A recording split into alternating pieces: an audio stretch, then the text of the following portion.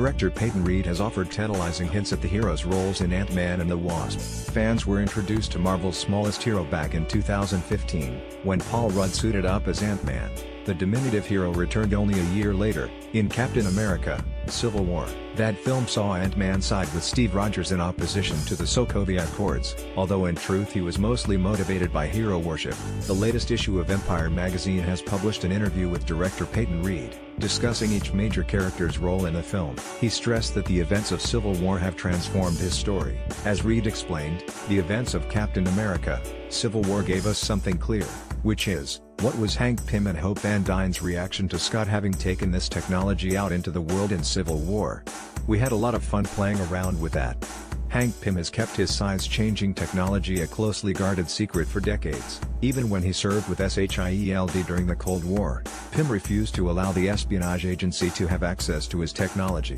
Now, in the aftermath of Captain America: Civil War, Pym's deepest secrets have become a matter of public knowledge. Worse still, Tony Stark, son of Pym's business rival, Howard Stark, knows about the Pym particles. While Stark didn't seem particularly interested in them during Civil War, he's currently trying to reassemble the Avengers. No doubt Pym is under renewed pressure to make the Pym particles available to people he doesn't quite trust. At the same time, it's undeniable that Pym's partnership with Scott Lang has proved to be a productive one.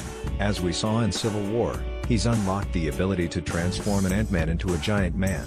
Reed assures fans that we play with size and scale a lot in Ant-Man and the Wasp, and emphasizes that he loves the idea of giant man. Meanwhile, Hank Pym remains fascinated with the quantum realm. Scott Lang's brief survival in that dimension raises the possibility that Hank's wife, Janet Van Dyne, is still alive. The director avoids revealing much about Michelle Pfeiffer's character, but assures Empire that she's very important to the sequel's plot. It's fair to say if someone were to have spent 30-something years in the quantum realm and survived, it would have an effect. What did she eat?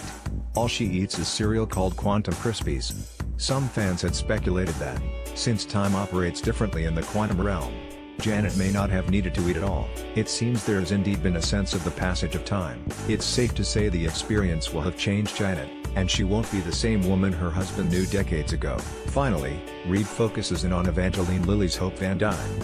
It seems Hank hasn't settled for creating Giant Man.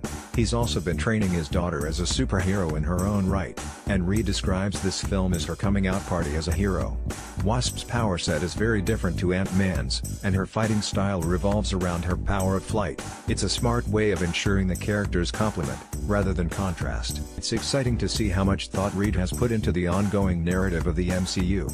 Civil War hinted that Hank Pym has been conducting fresh experiments with the technology he discovered decades ago. That story of experimentation looks set to continue, setting up a narrative thread that runs through the Wasp's flight and fighting style, the quantum realm, and Pym's relationship with his protege Scott Lang. It will be fascinating to see just what science fantasy breakthroughs are part of Ant-Man and the Wasp.